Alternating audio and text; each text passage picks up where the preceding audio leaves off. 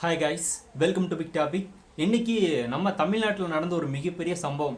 தமிழக வெற்றி கழகம் சார்பாக தளபதி விஜய் அவர்கள் திமுகவை எதிர்த்து ஒரு மிகப்பெரிய கண்டன ஆர்ப்பாட்டம் நடத்தியிருந்தாரு சேப்பாக்கத்தில். ஸோ இது பார்த்தோன்னா இன்னைக்கு வைரல் டாபிக் அப்படின்னு தான் நம்ம சொல்லணும்.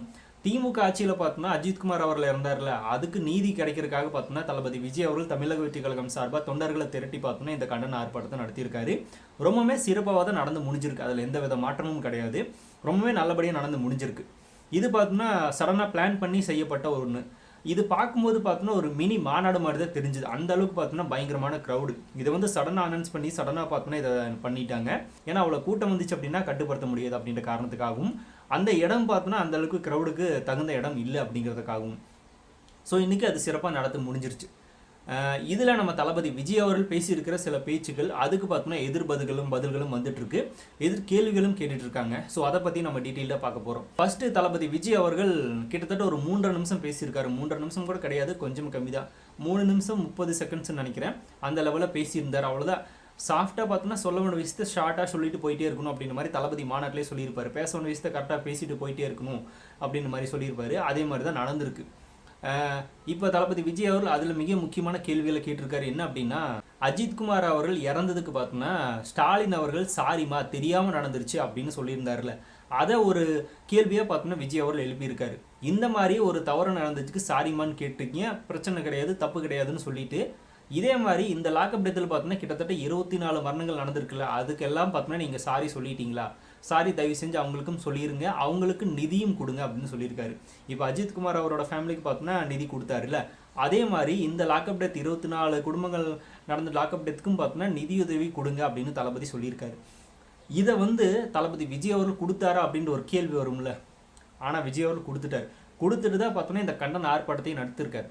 நேற்று தளபதி விஜய் அவர்கள் தன்னோட பனையூர் ஆஃபீஸில் பார்த்தோன்னா 24 லாக்அப் டெத் நடந்துச்சுல, அந்த ஃபேமிலி எல்லாம் மீட் பண்ணி ஆறுதல் சொல்லி அதுக்கப்புறமா வந்து நிதி இதையும் கொடுத்து பார்த்தோன்னா இந்த விஷயத்தை முன்னெடுத்திருக்காரு. அவர் பண்ணிட்டு தான் பார்த்தோன்னா கேள்வியே கேட்டிருக்காரு. இவங்க அதுவும் பண்ணவும் கிடையாது, இவங்களுக்கு வழக்கம் போல் சாரியும் சொல்லவும் கிடையாது, நிதி உதவியும் கொடுக்கவும் கிடையாது, எதுவுமே இல்லாமல் பார்த்தோன்னா இதை வந்து மூடி மறைச்சிருக்கணும்னு வேலைகளை பண்ணியிருக்காங்க. அதை விஜய் அவர்கள் தோண்டி எடுத்து பார்த்தோன்னா இப்போ ஒரு கண்டன ஆர்ப்பாட்டமே நடத்தி ஸ்டேஜில் பேசி பார்த்தோன்னா மிகப்பெரிய பேசும் பொருளாக மாற்றிருக்காரு அப்படின்னு தான் நம்ம சொல்லணும். இப்போது அந்த ஃபேமிலிக்கு நிதி கொடுங்க, சாரி கேளுங்க அப்படின்னு சொல்லியிருந்தார். இதை பார்த்தோன்னா ஒரு குரூப்பு சாரி வேண்டாம் நீதி வேணும் அப்படின்னு பார்த்தோன்னா விஜய் அவர்கள் கையில் பார்த்தோன்னா அந்த போர்டை வச்சுட்டு இருக்காரு. ஆனால் பார்த்தோன்னா அந்த 24 ஃபேமிலிக்கு சாரி சொல்லிடுங்க அப்படின்னு கேட்குறாரு. என்ன தற்கொலைத்தனமாக பேசிட்டு இருக்காரு அப்படின்னு ஒரு கேள்வி எழுப்புனாங்க. அதாவது விஜய் அவர்கள் திமுக ஆட்சி கலாய்க்கிறாரு அப்படின்னு கூட தெரியாமல் பார்த்தோன்னா இதை பேசிகிட்டு இருக்காங்க. எங்கள் ஆட்சியில் நாங்கள் எது நடந்தாலும் பார்த்தோன்னா சாரிமான்னு கேட்டுப்போம் அப்படின்னு மாதிரி தான் அந்த இடத்துல விஜய் கலாய்ச்சிருந்தார். அங்கேயும் போய் சாரி கேட்டுருங்க, அவங்களுக்கு நிதி உதவி கொடுங்க அப்படின்னு சொல்லியிருந்தார். ஏன்னா இதை வந்து உங்களால் உங்கள் ஆட்சியில் பார்த்தோன்னா இதைத்தான் பண்ண முடியும், வேறு எதுவும் பண்ண முடியாது, அதையாவது பண்ணுங்க அப்படின்னு கலாய்ச்சிருந்தார். இது கூட தெரியுமா பார்த்தோன்னா போர்டில் சாரி வேண்டாம் நீதி தான் வேணும்னு எழுதிட்டு சாரி கேட்க சொல்கிறார் அப்படின்னு பேசிகிட்டு இருக்காங்க இந்த திமுகவில் இருக்கிற ஒரு சில பேர். அவர் கலாய்ச்சிருக்காருன்றதே புரியல அப்படின்னா வேறு என்னது சொல்லி புரிய வைக்கிறது அப்படிங்கிறது நம்மளுக்கு தெரியல. ஏன்னா இவங்ககிட்ட இருக்கிற ஒரே பதில் சாரி பதில் தானே, சாரிமா அப்படின்ற பதில் மட்டும்தானே, வேற என்ன இருக்க போகுது அப்படின்றது அவரே ஓப்பனாக சொல்லியிருந்தார்.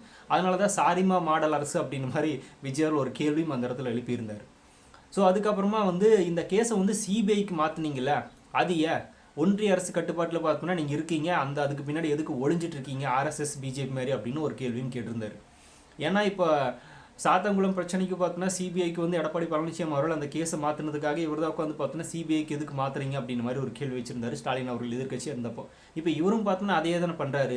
அப்போ வீரப்பா பேசுன நீங்கள் அதே மாதிரி பார்த்தோன்னா இதில் தானே செயல்பட்டுருக்கணும். தமிழக அரசு பார்த்தோன்னா காவல்துறை வந்து உங்களோட கட்டுப்பாட்டில் தான் இருக்குன்னு சொல்கிறீங்களா, அதை வச்சு நீங்களே பார்த்தோன்னா அதை மூவ் பண்ணி சீக்கிரமாக பார்த்தோன்னா அந்த பிரச்சனையை முடிச்சிருக்கணுங்களா, அது கூட நீதி வாங்கி தந்துருக்கணுங்களா, அதை விட்டுட்டு பார்த்தோன்னா சிபிஐக்கு ஏன் மாற்றினீங்க அப்படின்னு தளபதி விஜய் அவர்கள் கரெக்டான ஒரு கேள்வி தான் கேட்டிருக்காரு. இந்த கேள்விக்கு சரி கேள்வி கேட்டார், அதுக்கு பதில் சொல்லுவாங்களான்னா இல்லை. உடனே பார்த்தோன்னா நீயே சாத்தான்குளம் பிரச்சனைக்கு அப்போ பேசலை, அதிமுக நடந்தவங்க எல்லாம் ஏன் நீ வந்து இந்த மாதிரி கூப்பிட்டு பார்த்தோன்னா அவங்கள சந்திக்கல அப்படின்னு ஒரு கேள்வி முன்வைக்கிறாங்க. அந்த கேள்வி முன்வைக்கிறதுக்கு முன்னாடி விஜய் அவர்கள் கேட்ட கேள்விக்கு பதில் சொல்லிட்டு வந்தால் கூட பரவாயில்ல, அது சொல்கிறதுக்கும் கிடையாது. இதை கேள்வி கேட்டால் அங்கேயே போல அப்படின்னு ஒரு எதிர்கேள்வியே எழுப்புறாங்களே தவிர பதில் சொல்கிறது கிடையாது. விஜய் அவர்கள் இந்த திமுக ஆட்சி நடக்கும்போது தான் பார்த்தோன்னா அரசியல் கட்சி ஆரம்பிச்சிருக்காரு. அதுக்கப்புறமா திமுக அரசு தான் பார்த்தோன்னா எதிர்த்து அரசியல் செய்ய வந்த அப்படின்னு சொல்லிட்டாரு. இப்போ அதிமுக கட்சியில் ஆரம்பிச்சிருந்தார் அப்படின்னா அதை எடுத்து கேள்விகள் கேட்டிருப்பார். இப்போ திமுக வந்ததுக்கப்புறமா திமுக நோக்கி கேட்குறாரு. எப்பவுமே பார்த்தோன்னா ஆளும் கட்சி எதுவாக இருக்கோ அந்த கட்சியை எடுத்து கேள்விகள் கேட்கணும். அப்போ தான் பார்த்தோம்னா அடுத்த ஆட்சி பிடிக்கிறதுக்குண்டான வேலைகளை பண்ண முடியும். இது அரசியல் சொல்லுவாங்க. அப்புறம் அரசியல்னா வேற என்ன, இதுதான் அரசியல் அப்படின்னு நீங்கள் இத்தனை வருஷமாக பண்ணிகிட்டு இருக்கீங்க. இப்போ விஜயால் வந்து பண்ணும்போது மட்டும் பார்த்தோன்னா அது அரசியல். அப்போ இத்தனை வருஷமாக நீங்கள் பண்ணீங்களா? அது என்னது? அது அரசியல் கிடையாதா? ஸோ இவங்க என்ன வேணால் பண்ணலாம், அது அரசியல். ஆனால் மற்றவங்க யாராவது பண்ணிட்டாங்க அப்படின்னா அவங்க அரசியலுக்காக பண்ணுறாங்க அப்படின்னு. இவங்க பண்ணுறதெல்லாம் பார்த்தோன்னா ஏதோ பொது நலன் மாதிரியும், விஜயவல் பண்ணுறது மட்டும்தான் அரசியல் மாதிரியும். அவர் அரசியலே பண்ணாலும் பார்த்தோன்னா அந்தந்த குடும்பங்களை மீட் பண்ணி நிதியுதவி கொடுத்துருந்தாரு. அவங்களுக்கு உண்டான கேள்வியை கேட்டிருக்காரு, நீதியை கொடுக்கணும் அப்படின்னு கேட்டிருக்காரு. அவர் சம்பாதிச்ச பணத்தை தான் பார்த்தோன்னா நிதியாகவே கொடுத்துருக்காரு. நீங்கள் பார்த்தோன்னா அந்த 24 லாக்அப் டேத்துக்கு எப்படி இருந்தாலும் பார்த்தோன்னா நிதி கொடுக்கல, கொடுத்தாலும் கூட பார்த்தோன்னா மக்களோட வரி பணத்தை தான் எடுத்து கொடுப்பீங்க. அதை கூட கொடுக்காம ஏமாற்றிட்டு இருக்கீங்க. அதுக்கு சேர்த்து சாரி சொல்லிடுங்க அப்படின்னு கலாய்ச்சதெல்லாம் பார்த்தோன்னா இவங்களுக்கு வேற மாதிரி தெரியுது. இது ஒரு கேள்வி தளபதி விஜய் அவர் எழுப்பியிருந்தார். அதுக்கப்புறமா ஆர்எஸ்எஸ் பிடியில் தான் திமுகவும் இருக்குது, அதுக்கு பின்னாடியே போய் ஒளிஞ்சுக்கிறீங்க அப்படின்ற மாதிரி கேட்டிருந்தார். நியாயமான ஒரு கேள்வி தான். சிபிஐக்கு எப்போ மாற்றினாங்களோ அப்போவே பார்த்தோன்னா அவங்க பின்னாடி ஒளிஞ்சுக்கிறாரு ஸ்டாலின் அவர்கள் அப்படின்ற மாதிரி தான் நம்மளுக்கும் தோணுது. இல்லை அப்படின்னா சட்ட ஒழுங்கு நேரடி கட்டுப்பாட்டில் இருக்கிற தமிழக காவல்துறைக்கிட்டே பார்த்தோன்னா கொடுத்து வந்து இதை முடிச்சிருக்கலாமே. அதை அரெஸ்ட் பண்ணாங்க, அவங்கள வேலையை விட்டு பார்த்தோன்னா வேற பக்கம் ட்ரான்ஸ்ஃபர் பண்ணாங்க. இதை தான் பேசுகிறாங்களே தவிர வேற ஒன்றும் பார்த்தோன்னா ஸ்டெப் நடந்த மாதிரி தெரியல. கேள்விகளெல்லாம் கேட்டால் பார்த்தோன்னா இவங்களுக்கு வந்து பதில் சொல்ல தெரியாமல் எதிர்கேள்விகள் தான் கேட்குறாங்க. இது வேற பார்த்தோன்னா விஜயால் 3.5 நிமிஷம் தான் பேசியிருக்காரு, அதுக்கு மேலே பேச முடியாது அப்படின்னு வேற கேட்குறாங்க. 3.5 நிமிஷத்துலேயே பார்த்தோன்னா நீங்கள் எதுக்கு முதலமைச்சராக இருக்கிறீங்க, நீங்கள் எதுக்கு ஆட்சியில் இருக்கிறீங்க, நீங்கள் எதுக்கு சிஎம் அப்படின்னு கேட்டு போயிட்டாரு. இதை விட பார்த்தோன்னா ஒரு கேள்வி எங்கேயாவது கேட்க முடியுமா, பேச முடியுமா? இதுக்கு எதுக்கு 3 நிமிஷம்? எங்களுக்கு தெரிஞ்சு இதுக்கு 3 நிமிஷமே ஜாஸ்தி தான். இதை கேட்டு போயிட்டாரு நாசுக்கா. நிறைய பேர் இழுத்து பேசுவாங்கள்ல, அதுக்கு தான் பார்த்தோன்னா இதெல்லாம் தளபதி விஜய் அவர் வரல. அவர் கேட்க வந்தது கேட்டு ஷார்ட்டாக பார்த்தோன்னா முடிச்சுட்டு போயிட்டார். அவ்வளோதான் மேட்ரு. எதுக்கு எடுத்தாலும் பார்த்தோம்னா நீங்கள் வந்து எதுக்கு எடுத்தாலும் இந்த ஆட்சி பார்த்தோன்னா நீதிமன்றங்களே கேள்வி கேட்டுட்டு இருக்கு. அப்புறம் எதுக்கு நீங்கள் வந்து சிஎம்மாக இருக்கீங்க, உங்கள் ஆட்சி எதுக்கு, சிஎம் பதவி எதுக்கு அப்படின்னு கேட்டார். இதை விட பார்த்தோன்னா வேறு என்ன பேச முடியும்? இதை விட சிஎம் நோக்கி ஒரு கேள்வி யாராவது கேட்க முடியுமானா முடியாது. அதை கேட்டு போயிட்டார். இப்போ விஜயவல் பார்த்தோன்னா பிஜேபியோட பி டீம், திமுகவோட பி டீம் அப்படின்னு பார்த்தோன்னா பல கேள்விகளை பார்த்தோன்னா பல கட்சிகள் எழுப்பிட்டே வந்துட்டு இருக்கு. ஆனால் 2 கட்சிகளும் எதிர்த்து கேள்வி கேட்டுருக்காரு தளபதி விஜய் அவர்கள். ஃபர்ஸ்ட் கட்சி ஒன்று ஆரம்பிச்சு புதுசாக வர ஒருத்தரே பார்த்தோன்னா பிஜேபியும் திமுகவும் இந்த லெவலில் கேள்வி கேட்குறக்கு, நீங்கள்லாம் எதுக்கு சிஎம்மாக இருக்கிறீங்க அப்படின்னு கேள்வி கேட்குறதுக்கு ஒரு மிகப்பெரிய தைரியம் வேணும். பிஜேபியும் பார்த்தோன்னா அதே மாதிரி கேள்வி கேட்டிருக்காரு. ஸோ இந்த மாதிரி பார்த்தோன்னா தைரியமாக பேசுறதுக்கே ஃபஸ்ட்டு பார்த்தோன்னா ஒரு ஒரு இப்போ ஒரு பொலிட்டீஷியன் தான் இப்போ இல்லைன்னு சொல்லலை. ஆனால் ரொம்ப வருஷமாக பொலிட்டீஷியனாக இருக்கிறவங்களுக்கு கூட பார்த்தோன்னா இதை பேசுறதுக்கு பயப்படுவாங்க. விஜய் அவர்கள் பேசிட்டு போயிட்டார். இப்போ கூட பேசுனதெல்லாம் பார்த்தோன்னா பயங்கர வைரல். இந்த மாதிரி கேள்வியெல்லாம் பார்த்தோன்னா கண்டிப்பாக கேட்கறதுக்கு பயப்படுவாங்க நிறைய பேர். அது தளபதி கேட்டிருக்காரு பயம் இல்லாமல். ஸோ இதுவே பார்த்தோன்னா ஒரு மிகப்பெரிய விஷயம் தான் தளபதி கிட்ட. சொல்ல வந்த விஷயத்தை ஷார்ட்டாக சொல்லிட்டு போயிட்டார். அவ்வளோதான். மேட்டரை புரிஞ்சுக்கிட்டு பார்த்தோன்னா அதுக்குண்டான விஷயங்களை திமுக பண்ணுமா அப்படிங்கிறத நம்மளோட கேள்வி. இவங்க விஜய் கண்டன ஆர்ப்பாட்டம் நடத்தினதையும் அவர் 3 நிமிஷம் பேசுனதையே தான் பேசிட்டு இருக்கிறாங்களே தவிர அவர் சொல்லியிருக்கிற விஷயங்களுக்கு பார்த்தோன்னா திமுக என்ன எடுக்க போகுது, ஸ்டாலின் அவர்கள் இதை பண்ணுவார் அப்படின்னு யாராவது பேசுகிறாங்களான்னா ஒருத்தரும் பேசுறது கிடையாது. தமிழக வெற்றி கழகம் பார்த்தோன்னா சிறப்பு புலனாய்வு குழு அமைச்சு பார்த்தோன்னா இந்த கேஸை நடத்தணும் அப்படின்னு கேட்டுட்டாங்க. உடனே பார்த்தோன்னா இவங்க வந்து சிபிஐக்கு மாற்றிட்டாங்க. ஸோ இதெல்லாம் பார்த்தோன்னா தமிழக வெற்றி கழகம் இந்த மாதிரியான விஷயங்களை கேட்டதுனால தான் பார்த்தோன்னா இவங்க அப்படி மாற்றிட்டாங்க அப்படின்னு மாதிரி தளபதி அந்த இடத்துல சொல்லியிருந்தாரு. இது உண்மையான ஒரு விஷயம் தானே, அவர் கேட்டதில் என்ன தப்பு? இதே விஷயத்தை தானே பார்த்தோம்னா திமுக எதிர்கட்சியாக இருக்கும்போது அதிமுக ஐடியா கொடுக்குற பேரில் சொல்லிச்சு. இப்போ பார்த்தோம்னா நீங்கள் அதை பண்ண மாட்டீங்க அப்படின்னு கேட்குறதுல என்ன தவறு இருக்க போகுது? இதோட பெரிய தவறு மாதிரி பேசுவாங்க. பாதிக்கப்பட்ட அந்த அப்போ அந்த 24 லாக்அப் டேட் நடந்துச்சுல்ல, அந்த ஃபேமிலியெல்லாம் பார்த்தோன்னா ஸ்டேஜில் ஏற வச்சுருந்தாரு. அவங்க எல்லாருமே பார்த்தோன்னா கண்ணீர் மல்க பார்த்தோன்னா தளபதி விஜய்கிட்ட பேசினாங்க. அவருக்கு நன்றி தெரிவித்தாங்க. ஒரு அம்மாலாம் கூட பார்த்தோன்னா வந்து எங்கள் பின்னாடி தமிழ்நாடே இருக்கிற மாதிரி இருக்குது, இதை பற்றி எந்த ஒரு கட்சியும் கேட்கல பேசலை, ஆனால் விஜய் புதுசாக கட்சி ஆரம்பித்து இதை பண்ணுறாரு, இத்தனை பேர் இருக்கீங்க, நீங்கள் இருக்கிறதெல்லாம் பார்க்கும்போது எங்களுக்கு தமிழ்நாடே பின்னாடி இருக்கிற மாதிரி இருக்குது அப்படின்ற மாதிரி ரொம்பவே தைரியமாக இருக்குது அப்படின்ற மாதிரி சொல்லியிருந்தாங்க. இது ஒரு சரியான முன்னெடுப்பு அப்படிங்கிறது இதன் மூலமாகவே நம்ம தெரிஞ்சுக்கலாம். அதில் எந்த மாற்றமும் இல்லை. அதில் பார்த்தோன்னா ஒரு தற்கொலை கேட்டிருக்காரு, 92 லாக்அப் டேத் பார்த்தோன்னா அதிமுக ஆட்சியில் நடந்துச்சுல, அப்போ விஜய் எங்கே போனார் அப்படின்னு. சரி, விஜய் அவர்கள் எங்கேயோ போயிட்டாரு. அந்த 92 லாக்அப் டேத்துக்கு பார்த்தோன்னா இப்போ ஆளுங்கட்சியாக இருக்கிற திமுக வந்து எதிர்கட்சியாக இருக்கும்போது பல விஷயங்கள் பேசுனீங்களா, இப்போ இவங்க மட்டும் என்ன பண்ணிட்டாங்க? இதே மாதிரி ஏதாவது பண்ணிட்டாங்களா? நிதி இது கொடுத்துட்டாங்களா, வேலை வாங்கி கொடுத்துட்டாங்களா, இல்லை வந்து பட்டா கொடுத்துட்டாங்களா, இடம் கொடுத்துட்டாங்களா? ஒன்றுமே பண்ணல. அவங்களே டீலர் தான் விட்டு வந்திருக்காங்க. அவங்கள போய் இவங்க பார்த்தாங்களான்னா இல்லை, இவங்க ஆட்சியிலும் அதுதான் நடந்துட்டுருக்கு. அதுக்குள்ளே பார்த்தோம்னா எல்லாத்தையுமே விஜய் அவர்கள் ஒரு நடிகராக இருந்தார். அப்போது இப்போ அரசியல் கட்சி ஆரம்பிச்சிருக்காரு. இப்போ தான் பார்த்தோன்னா கேள்விகளை கேட்குறாரு.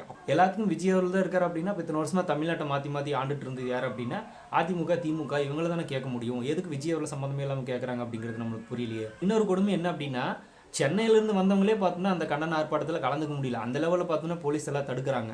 சில பேரை கைது பண்ணிட்டாங்க அப்படின்னாலாம் நியூஸ் வெளியே வருது. அப்போவே பார்த்தோன்னா அது எல்லாத்தையும் தடுத்து நிறுத்தியிருக்காங்க, விஜய் அவர்களோட ஆர்ப்பாட்டத்துக்கு போகக்கூடாது அப்படின்னு. சில பேர் பார்த்தோன்னா இன்னொரு விஷயத்தை போஸ்ட் பண்ணியிருந்தாங்க, இந்த பேரிகேடு அது இதெல்லாம் உடச்சிட்டு போயிட்டாங்க விஜய் ரசிகர்கள், பொது சொத்தை நாசப்படுத்திட்டாங்க அப்படின்ற மாதிரி பார்த்தோன்னா சில திமுக ஆஃபீஸ் எடுத்து பரப்பிட்டு இருந்தாங்க.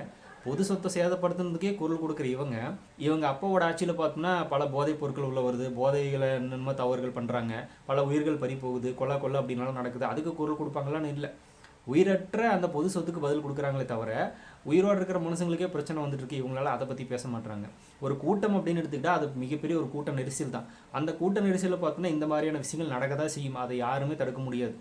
அவங்களே பார்த்தோன்னா அது உடைக்கக்கூடாது அப்படின்னு நினைச்சாலும் அந்த கூட்ட நெரிசலில் அது நடந்தே தீரும். அது வந்து தாவேக்கா கிட்ட ஒரு அமௌண்ட் பார்த்தோன்னா வாங்கிடுவாங்க, எப்படின்னு பார்த்தோன்னா தாவேக்கா அதுக்கு எதுவும் பண்ணிடும், அதில் எந்த மாற்றமும் இல்லை. அதை சரி பண்ணி கொடுக்கறதுக்குண்டான அமௌண்ட் எவ்வளவோ அதை வந்து பண்ணிடுவாங்க, அதில் எந்த ஒரு டவுட்டும் வேணாம். இவங்க பார்த்தோன்னா இதை வந்து காசு செலவு பண்ணி பார்த்தோன்னா அதை சரி பண்ணுற மாதிரி பேசிகிட்டு இருக்காங்க. அதுக்காக பொது சொத்தை பார்த்தோன்னா நாசப்படுத்துறது தவறு கிடையாது அப்படின்னு நான் சொல்ல வரல. அது அந்த இடத்துல நடக்கக்கூடிய ஒரு சுச்சுவேஷன் தான், அது பார்த்தோன்னா கண்டிப்பாக நடக்கும் அப்படின்னு தான் இருக்குது. ஏன்னா அந்த அளவுக்கு க்ரௌடுங்கிறது இருக்கும்போது இந்த மாதிரியான சில சம்பவங்கள் நடக்க தான் செய்யும், அதில் எந்த மாற்றம் இல்லை. இது எல்லா கட்சிகளுக்கும் பொருந்தும், எல்லாருமே அதை பண்ணிட்டு தான் இருக்காங்க. அப்புறம் இன்னும் சில பேர் பார்த்தோம்னா விஜய் அவர்கள் வந்து தொண்டர்களை கூட்டிகிட்டு வந்து விட்டுட்டாரு, வெயிலில் நிற்க முடியாமல் பார்த்தோம்னா நிறைய பேர் மயக்கம் போட்டு விழுந்துட்டாங்க அப்படின்னாலும் சொல்லிட்டு இருக்காங்க. மயக்கம் போட்டு விழுந்தவங்களுக்கு பார்த்தோம்னா மயங்கி விழுந்தாங்களா அவங்க எல்லாருக்குமே கிட்டத்தட்ட 50 மருத்துவர்கள், ஆம்புலன்ஸ் வசதி அப்படின்னு எல்லாமே அங்கே ரெடியாக வச்சுருந்தாங்க. உடனே பார்த்தோம்னா மயங்கி விழுந்தவங்களை ஆம்புலன்ஸில் கூட்டிகிட்டு போய் அதுக்குண்டான சிகிச்சை எல்லாம் கொடுத்து பார்த்தோன்னா வெளியே கொண்டு வந்துட்டாங்க. எல்லாமே சேஃப்டியாக தான் நடந்திருக்கு. ஒரு சில பெண்களெல்லாம் பார்த்தோன்னா பெண்களுக்கு வந்து பாதுகாப்பு இல்லாமல் பல கட்சிகள் பார்த்தோன்னா இந்த மாதிரி மாநாடு கண்டன ஆர்ப்பாட்டம்லாம் நடத்துவாங்க. ஆனால் தாவேக்கா தொண்டர்கள் பார்த்தோன்னா ரொம்பவே நல்ல விதமாக நடந்துக்கிட்டாங்க அப்படின்னு பார்த்தோன்னா நிறைய பெண்கள் பேட்டி கொடுத்தாங்க. ஒரு சில பேர் பார்த்தோன்னா நாங்கள் இத்தனை வருஷமாக எங்கள் ஏரியாவை பார்த்தோன்னா திமுகவுக்கு தான் வாக்கு செலுத்திட்டு இருந்தது, இனி அப்படி கிடையாது, நாங்கள் எல்லாருமே தாவேக்காக்கு தான் வாக்கு செலுத்துவோம் அப்படின்னு இன்னொரு இடத்துல பார்த்தோன்னா ஒரு சில பெண்கள் பேட்டி கொடுத்துட்டு இருந்தாங்க. அந்த ஆர்ப்பாட்டத்தை சுற்றியே நடந்தது அது எல்லாத்தையுமே. இது எல்லாமே அந்த லெவலில் தாவேக்காவுக்கு ஒரு மிகப்பெரிய ஒரு வரவேற்புங்கிறது மக்கள்கிட்ட இருக்குது. இது எல்லாத்தையும் விட ஃபைனல் என்ன அப்படின்னா, மார்னிங் வந்து இந்த கூட்டம் கூடும்போது அங்கங்கே பார்த்தோம்னா தொண்டர்கள் வந்து கலந்துக்கிட்டாங்க. அப்போ பார்த்தோன்னா க்ரௌடு பெருசாக இல்லை, கொஞ்சமாக தான் இருந்தாங்க. அது ஒரு ட்ரோன் ஷாட் விட்டு பார்த்தோன்னா எடுத்து வந்து சோசியல் மீடியாஸில் செய்தி சேனல்ஸ்னு போஸ்ட் பண்ணிட்டாங்க. அதை எடுத்துகிட்டு வந்து ஒரு சில பேர் பார்த்தோன்னா இவ்வளோதான் கூட்டமா அப்படின்னு மாதிரி கேட்டிருக்காங்க. அதுக்கப்புறமா எவ்வளோ க்ரௌடு வந்துச்சு அப்படிங்கிறது ட்ரோன் ஷாட் விட்டு பார்த்தாங்க. வேறு லெவல். இது பார்த்தோம்னா ஒரு மினி மாநாடு மாதிரி தான் இருந்துச்சு, அந்த லெவலில் க்ரௌடு இருந்துச்சு. ஆர்ப்பாட்டத்துக்கே முன்கூட்டியே பார்த்தோன்னா பெரிய லெவலில் எந்த ஒரு அனௌன்ஸ்மெண்ட்டும் இல்லாமல் வந்ததுக்கே இந்த லெவலில் கூட்டம் கூடுது அப்படின்னா மாநாடெல்லாம் சொல்லவே தேவையில்லை. அடுத்ததாக பார்த்தோன்னா 2வது மாநாடு மதுரையில் நடக்க போகிறதா நியூஸ் போயிட்டுருக்கு. அது மட்டும் நடந்துச்சு அப்படின்னா தமிழ்நாடு வேறு லெவலில் ஸ்தம்பிக்கும் அப்படிங்கிறதுல மாற்றம் இல்லை. இதுக்கே பார்த்தோன்னா இந்த அளவுக்கு க்ரௌடு. அப்புறம் சரி, இந்த அளவுக்கு கூட்டமே வரல அப்படின்னு பேசுகிற இதே குரூப்பு இன்னொன்று என்ன சொல்கிறாங்க அப்படின்னா, தொண்டர்களெல்லாம் மயங்கி விழும்போது இத்தனை கூட்டத்தில் வந்து பார்த்தோன்னா தொண்டர்கள் மயங்கி விழுகிறாங்க, பேரிகேடை உடச்சிட்டாங்க அப்படின்னு, கூட்ட நெரிசல் உடச்சிட்டாங்க அப்படின்னு பேசுறது. கூட்டம் வந்தாலும் பேசுகிறாங்க, கூட்டம் வரல அப்படின்னாலும் பேசுகிறாங்க. இவங்களுக்கு பேசுறதுக்கு எதுவும் வேணும், அதை தான் பண்ணிட்டு இருக்காங்க. அதனால் பார்த்தோன்னா இந்த மாதிரியான அரசியலெல்லாம் இங்கே ஈடுபடாது.